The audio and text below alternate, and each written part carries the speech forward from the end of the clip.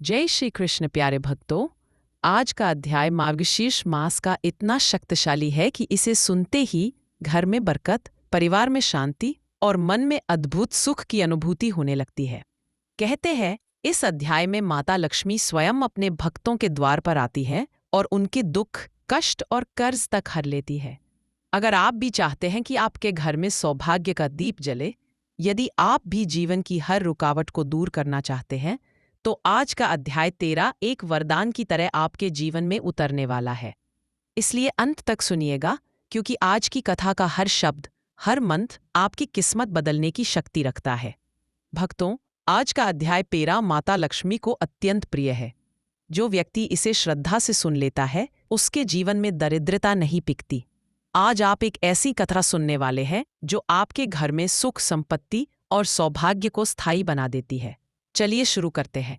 मार्गशीर्ष मास अध्याय 13 की दिव्य कथा। मार्गशीर्ष मास अध्याय 13 भाग्य जागृत होने का मास, माँ लक्ष्मी का अनंत व मार्गशीर्ष स्थित कथा। मार्गशीर्ष मास का 13वां अध्याय अत्यंत पवित्र, उन्नत और फलदायी माना गया है। यह अध्याय उन भक्तों के जीवन में चमत्कार लेकर आता है जो सच्चे मन से लक्ष्मी नारायण की उपासना करते हैं और अडिग विश्वास रखते हैं कि इस मास में किया गया छोटा सा पुण्य भी हजारों गुना बढ़कर जीवन में सुख समृद्धि का मार्ग खोल देता है। आज की कथा आपको उस महान सत्य से परिचित करवाएगी कि जिस हृदय में भक्ति का दीपक जलता है, वहाँ लक्ष्मी स्वयं स्थायी निवास करती है। यह कथा एक गांव की, एक स्त्री की, एक परिवार की और सबसे बढ़कर माँ लक्ष्मी की करुणा और कृपा की कथा है। भारत के एक छोटे से गांव सुंदरपुर में एक स्त्री रहती थी, सुहागवती देवी। उम्र लगभग 45, चेहरे पर तेज, पर जीवन में दुखों का भेल। उसका पति हरिनारायण गांव का शिक्षक था। 2 बच्चे, कनिका और मोहन। घर में प्यार बहुत था, पर आर्थिक तंगी ने उन्हें भीतर से तोड़ रखा था। हरिनारायण बेहद सादा जीवन जीते। सुहागवती अक्सर कहती, हमारा जीवन इतना कठिन क्यों है? लोग तो थोड़ा बहुत कर लेते हैं, पर हम क्यों पीछे हैं? हरिनारायण मुस्कुराते और कहते, किस्मत एक दिन जरूर बदलेगी। रास्ते अभी दिख नहीं रहे, पर ईश्वर ने लिखा है तो देगा ही। लेकिन फिर भी मन का बोझ मन को खाता ही है। एक दिन गांव में घोषणा हुई, मार्गशीर्ष मास आरंभ हो रहा है। इस माह में नारायण लक्ष्मी की उपासना से कर्ज मुक्ति, रोग मुक्ति और जीवन के अंधकार समाप्त होते हैं। उस दिन पूरे गांव में उत्साह फैल गया। सुहागवती के भीतर आशा की एक लौ जली। वह बोली, अगर इस मास में सचमुच चमत्कार होते हैं तो मैं भी व्रत करूंगी। हरिनारायण बोले, जरूर करो, सच्चे मन से करो, भगवान कभी खाली हाथ नहीं लौटाते। सुहागवती ने संकल्प लिया, मैं पूरा मास लक्ष्मी नारायण का व्रत करूंगी और प्रतिदिन कथा भी सुनूंगी। और उस दिन से उसका जीवन बदलने लगा। मार्गशीर्ष मास के पहले सोमवार को सुहागवती ने अपने घर में दीप जलाए। भक्ति से भरा वातावरण, शुद्ध मन और माँ लक्ष्मी की स्तुति। जैसे जैसे दिन बीतते गए, उसके मन में जो वर्षों का तनाव, भय, बेचैनी थी, सब दूर होने लगी। उसे लगता शायद परिवर्तन की शुरुआत मन से ही होती है। सुहागवती के परिवार पर 40,000 रुपए, छोटा पर भारी महसूस होने वाला कर्ज था। मार्गशीर्ष मास का 5वां दिन था। गांव के प्रधान अचानक उनके घर आए। उन्होंने कहा, आपके पति हरिनारायण ने कई साल पहले स्कूल में कम आय वाले बच्चों के लिए जो सेवा की थी, उसके लिए सरकार से एक अनुदान आया है। आपको 38,000 रुपए का चेक मिला है। सुहागवती की आंखों में आंसू भर आए। वह बोली, माँ लक्ष्मी जी, यह सब आपकी कृपा है। पति मुस्कुराए, देखा, मैंने कहा था, जीवन बदलता है। घर में आनंद, रिश्तों में सौहार्द। मार्गशीर्ष मास का 10वां दिन आया। अब घर में हंसी खुशी वापस आने लगी। बच्चे पढ़ाई में अच्छे होने लगे।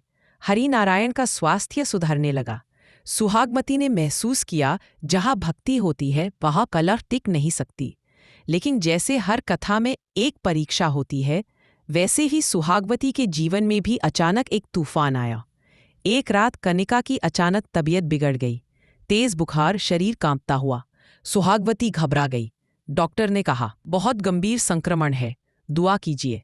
तभी सुहागवती को मार्गशीर्ष मास की कथा याद आई। जिस दिन मनुष्य सबसे कठिन परिस्थिति में भी भगवान को याद करता है, उसी दिन लक्ष्मी नारायण उसकी नैया पार लगाते हैं। वह पूरी रात रोते रोते प्रार्थना करती रही, हे नारायण, मेरी बच्ची को बचा लो। आधी रात को उसे लगा जैसे कोई उजाला कमरे में फैला हो। उसने आंखें खोली। उसके सामने एक दिव्य आभा खड़ी थी, कमल पर बैठी, हाथों में कमल धन शांति, मृदु मुस्कान, नेत्रों में करुणा। वह समझ गई, माँ लक्ष्मी स्वयं आई है। मुस्कान, मार्गशीर्ष मास में जो भक्त सच्चे मन से प्रार्थना करता है उसे मैं कभी निराश नहीं करती। अगली सुबह बेटी उठ बैठी, पूरी तरह स्वस्थ। डॉक्टर भी चकित। मार्गशीर्ष मास का 13वां दिन आया, जिस दिन यह अध्याय पढ़ा जाता है। सुहागवती ने उस दिन तुलसी और लक्ष्मी नारायण का विशेष पूजन किया। घर में दिव्य शांति थी। इसी शाम हरिनारायण को शहर के बड़े विद्यालय से नौकरी का प्रस्ताव मिला, 2 गुनी तनख्वाह के साथ। पूरा परिवार भावुक हो उठा। ऐसा लगा जैसे वर्षों की मेहनत, भक्ति, विश्वास, सबका फल एक साथ मिल गया। रात को सुहागवती को स्वप्न में माता लक्ष्मी फिर दिखाई दी।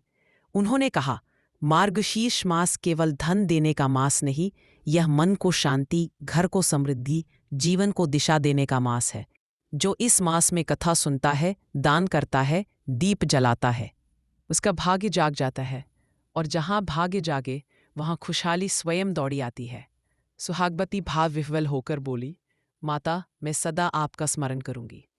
आज सुहागवती का घर सुख समृद्धि का घर है। जहाँ कभी संघर्ष था, अब समृद्धि है। जहाँ चिंता थी, अब शांति है। जहाँ निराशा थी, अब दिव्य प्रकाश है। कभी भी हार मत मानो। मार्गशीर्ष मास में माँ लक्ष्मी अवश्य आती है, कभी द्वार पर, कभी मन।